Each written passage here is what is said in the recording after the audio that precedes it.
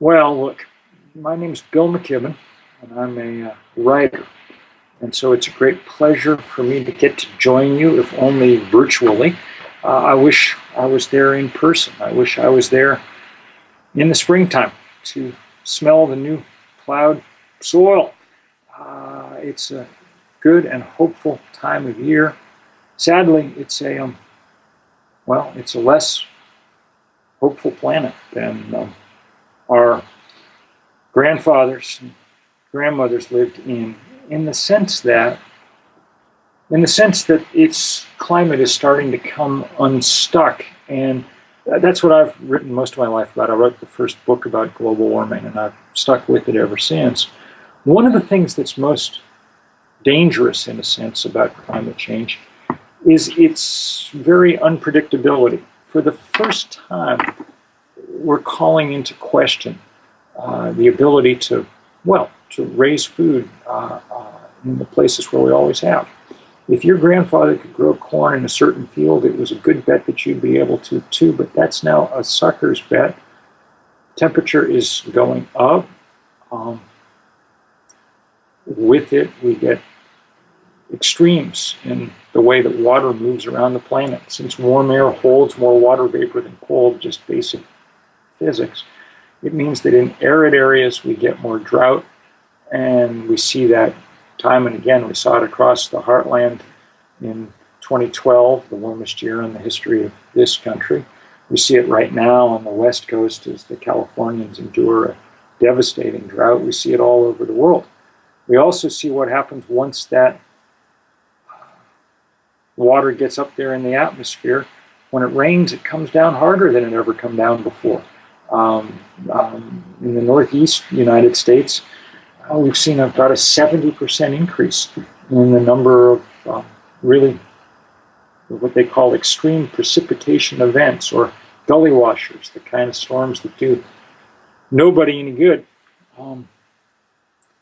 Where I live in Vermont, which is the most rural state in the Union and a big farming state, we watched when Hurricane Irene came through in 2011 and dumped more rain than we'd ever seen before in our state. And one of the things that washed away was a lot of our river bottom farms.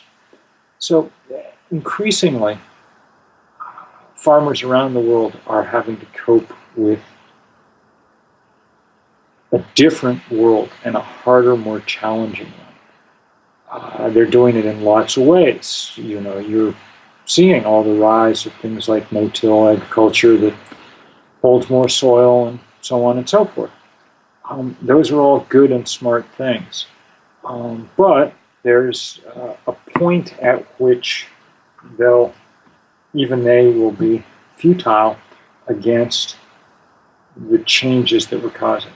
So far, human beings have raised the temperature of the planet about 1 degree Celsius, 1.8 degrees Fahrenheit, something like that.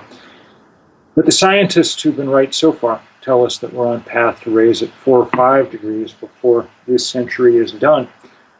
And as that happens, our ability to grow food will just keep getting weaker and weaker. The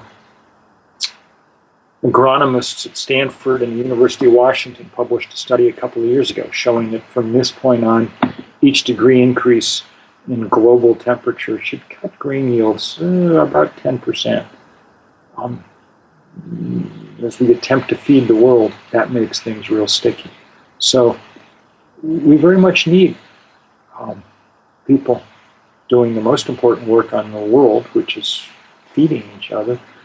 We need them not only thinking about how to make sure that farming can continue, but joining their voices to other people around the world in helping bring the fossil fuel industry under control and helping us switch to the kind of renewable energies, sun, wind, that will allow us not to raise the temperature so much.